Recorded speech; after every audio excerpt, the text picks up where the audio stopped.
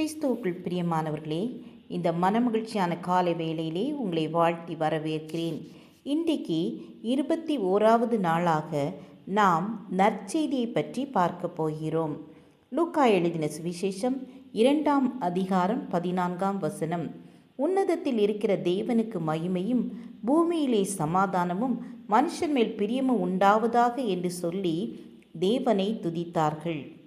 தேவதூதன் ஒரு நற்செய்தியை கொண்டு வருகிறான். அந்த நற்செய்தி என்ன தெரியுமா? கிறிஸ்து ஒரு கன்னியின் வயிற்றில் வந்து பிறப்பார் என்ற செய்தி.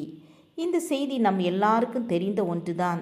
அதுபோல தேவதூதன் தூப பீடத்தின் வலது பக்கத்திலே நின்று ஆசாரியனாகிய சகரியாவுக்கு வெளிப்படுகிறான். நாம் லூக்கா 1ஆம் அதிகாரம் 13ஆம் வசனத்தில் பார்க்கும் பொழுது தேவதூதன் அவனை நோக்கி, சகரியாவே பயப்படாதே, உன் வேண்டுதல் கேட்கப்பட்டது. உன் மனைவியாகி எலிசபெத்து உனக்கு ஒரு குமாரனை பெறுவாள். அவனுக்கு யோவான் என்று பெயரிடுவாயாக என்று சொல்கிறான்.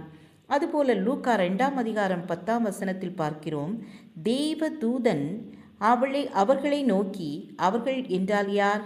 மேய்ப்பர்களை நோக்கி, பயப்படாதிருங்கள், இதோ எல்லா ஜனத்துக்கும் மிகுந்த சந்தோஷத்தை உண்டாக்கும் நற்செய்தியை உங்களுக்கு அறிவிக்கிறேன் என்று சொல்கிறேன். இதில் நாம் பார்க்கும் பொழுது தேவதூதர்கள் நற்செய்தியை அறிவிக்கிறார்கள். ஆம் என கண்பானவர்களே, நாமும் கிறிஸ்து பிறந்த நாளை ஆசரிப்போம் என்றால் இயேசுவை பற்றி அறியாத ஜனங்களுக்கு எடுத்து சொல்வதுதான். இன்னொன்று, பிறருக்கு நற்செய்தி அறிவிப்பது என்றால் கொடுத்து உதவி செய்ய வேண்டும். ஏழைக்கு இறங்குகிறவன் கர்த்தருக்கு கடன் கொடுக்கிறான் என்று வேதம் சொல்கிறது. அதுபோல வறுமையில் இருப்பவர்களுக்கும் கிறிஸ்துவை பற்றி அறியாதவர்களுக்கும் கொடுத்து உதவுவது ஒரு தேவதூதனின் செயல். நற்செய்தி அதுதான்.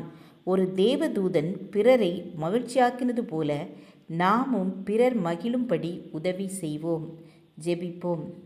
எங்களை நேசிக்கிறதான அன்பின் பிதாவே, நாங்களும் பிறருக்கு தேவதூதர்களைப் போல நற்செய்தி சொல்ல உதவி செய்ங்க.